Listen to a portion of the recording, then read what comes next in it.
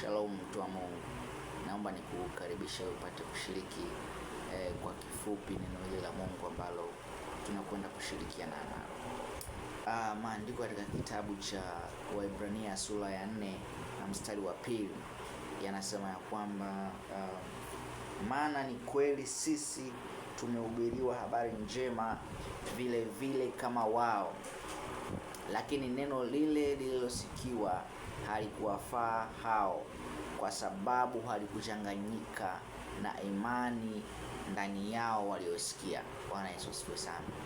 Inawezekana kuna kundi kubwa la wanadamu au watu ambao wamesikia maneno ya Mungu, ambao wamehubiriwa maneno ya Mungu, lakini yamekuwa ni kama maneno ya historia, yamekuwa ni maneno ambayo hayana matokeo yanayoonekana kwa macho.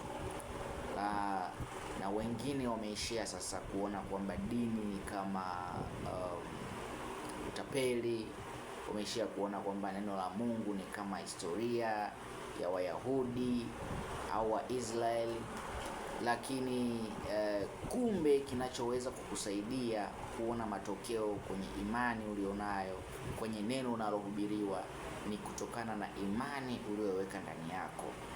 Imani isipokuwako ndani yako, neno haliwezi kuleta matokeo.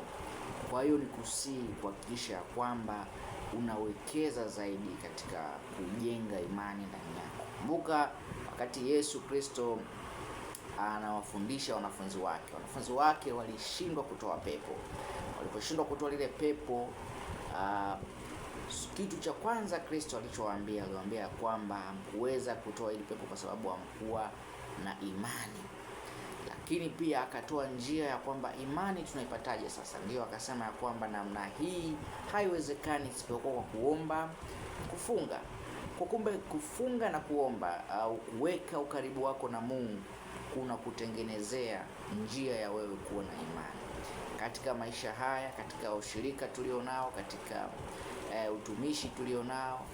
Ili tuweze kuona matokeo ya neno la Mungu, inatulazimu tuwekeze zaidi katika kujenga misuri ya imani ndani yetu.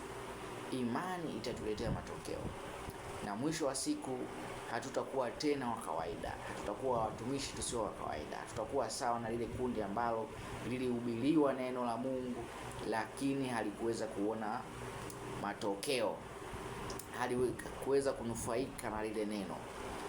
Kwa hiyo imani ndiyo inayoleta matokeo ya kuweza kunufaika na neno la Mungu linaposhuka kwetu. Mungu anapozungumza na sisi, kitakacholeta matokeo ni ile imani, kile ambacho Kristo ameahidi katika maisha yetu. Kama amezungumza kwa habari ya kutubariki, basi imani tulionayo ndani yetu inatoa password au inatoa access ya kufanikiwa kwa neno lile la Mungu lililowekwa ndani yetu. Kwa maana ukifuatilia miujiza mingi Kristo alikuwa akitenda, alisema imani yako imekuponya. Kwa kumbe imani inatoa access, inatoa uwezekano wa kufanikiwa kutimia kwa neno la Mungu. Inatoa password ya kuweza kuliachilia neno la Mungu lijidhihirishe kwenye maisha ya mwanadamu.